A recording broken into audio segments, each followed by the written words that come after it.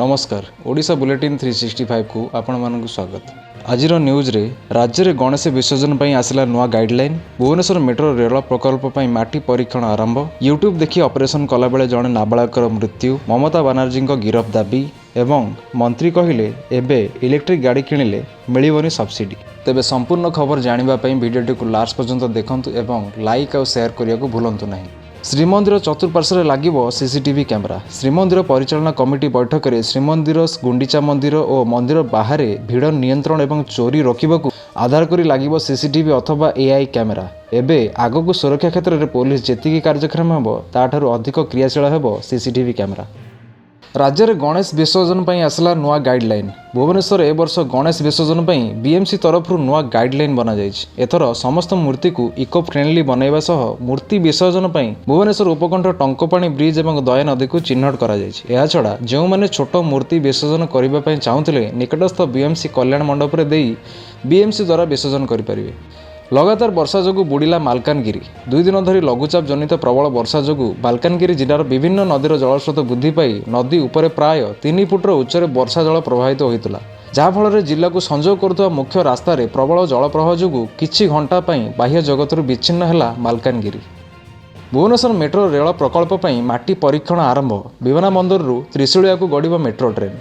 खूब शीघ्र विमानबंदरु त्रिशूलिया को गड़िबो मेट्रो ट्रेन। विभिन्न यांत्रिक उपकरण लगाई भूगर्भरू 40 मीटर जाए माटी परीक्षण करा जाउछि। 12 जन कर्मचारी गत 7 दिन हेबो एही परीक्षण काम लागिछन। आसंता 3 मास मध्य एयरपोर्ट रु त्रिशूलिया जाए प्रति 100 मीटर दूरतार माटी परीक्षा पई धार्य करा जाइछि।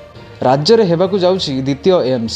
एने बड़ घोषणा करछन्ती मुख्यमंत्री मोहन माझी। सीएम किसान योजनार शुभारंभ कार्यक्रम रे जोगदे मुख्यमंत्री कहिसन्ती खूब शीघ्र एम्स संबलपुर रे हेबाकू जाउछि। राज्य सरकार एने केंद्र निकट में दाबी मध्य रखिछन्ती। भारत पर खुशी खबर आणला बांग्लादेश मध्यवर्ती कालीन सरकार मोहम्मद यूनुस दक्षिण एशिया रोहुथिबा रोहिंग्या मुसलमानक पई शीघ्र थैथान घोषणा करछन्ती। मोहम्मद यूनुस कहते जे म्यांमार एवं एहार सीमावर्ती राज्य में क्रमागत भाव बढ़ुवा हिंसा विरोध में सुरक्षा होछि तांको दायित्व। एहा द्वारा आशा करा जाउछि जे से भारत को बांग्लादेश अनुप्रवेशकारी संख्या कमिबो। पुणी जम्मू काश्मीर रे 2 आतंकवादी निहत। जम्मू काश्मीर एलओसी निकट आतंकवादी अनुप्रवेश उद्यम करुवा बेले भारतीय जवान को गुली में 2 जन आतंकवादी प्राण हराइछन्ति।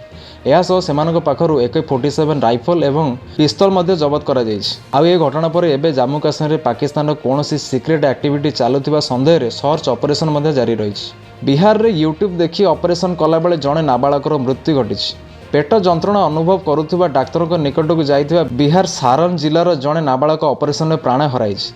ऑपरेशन करिबा परे सेही नाबालकर मृत्यु होइथिबा अभियोग होइछि, जहाँकि समस्त आश्चर्य करिछि। ममता बनर्जी को गिरफ दाबी कले बीजेपी एमपी। पश्चिमबंगर स्वास्थ्य क्षेत्र में व्यापक दुर्नीति और राजनैतिक क्षमतार अपव्यवहार जोगु मासे बीती लोक मैंने एजाएं डॉक्टर रेप केस पर न्यायर सुराग भी पाऊना। ए संपर्क में भाजपा एमपी ज्योतिर्मय सिंह महतो ईडी निर्देशकों को चिठी लिखि आरजी कर मेडिकल कॉलेज बलात्कार हत्या मामलार पुंखानुपुंख तदंत सह मुख्यमंत्री ममता बनर्जी को गिरफ करने को दावी कर। रूस यूक्रेन युद्ध में शांति फेराई आणिबो भारत। यूक्रेन युद्ध में शांति फेराई आने को भारत को जिबे जातीय सुरक्षा परामर्शदाता NSA अजित डोभाल। ए सप्ताह मस्को गस्त कर से रशियार प्रतिनिधि आलोचना करेंगे। यापर यूक्रेन जाई सेठी भी काउंटर पार्ट द्विपाक्षिक आलोचना हेबो बोली अंतर्जातीय गणमाध्यम खबर प्रकाश पाई।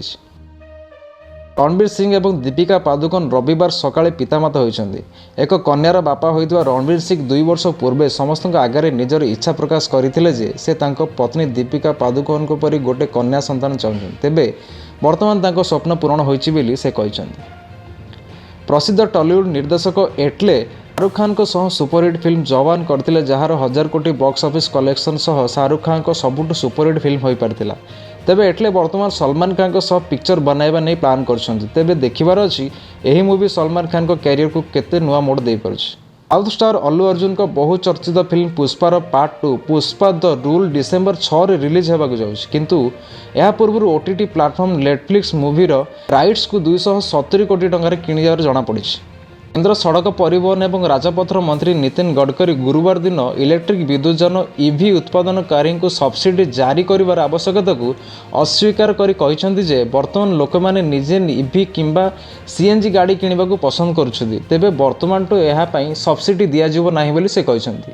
ବୋଇଂ ଷ୍ଟାରଲାଇନର ଦୀର୍ଘ 3 ମାସ ପରେ ଭାରତୀୟ ଆମେରିକୀୟ ମହାକାଶଚାରୀ ସୁନିତା ୱିଲିୟମ୍ସ ଏବଂ ବଜ୍ ୱିଲମରଙ୍କୁ ସ୍ପେସ୍ ଷ୍ଟେସନରେ ଛାଡ଼ି ପୃଥିବୀକୁ ଫେରି ଆସିଛି। ଯଦି ଷ୍ଟାରଲାଇନର ସେମାନଙ୍କୁ ସାଙ୍ଗରେ ଆଣିଥିଲେ ସେମାନଙ୍କ ଜୀବନ ପ୍ରତି ବିପଦ ଥିବା ସ୍ପଷ୍ଟ କରିଛି ଆମେରିକାନ୍ ସ୍ପେସ୍ ରିସର୍ଚ୍ଚ ଅନୁଷ୍ଠାନ ନାସା।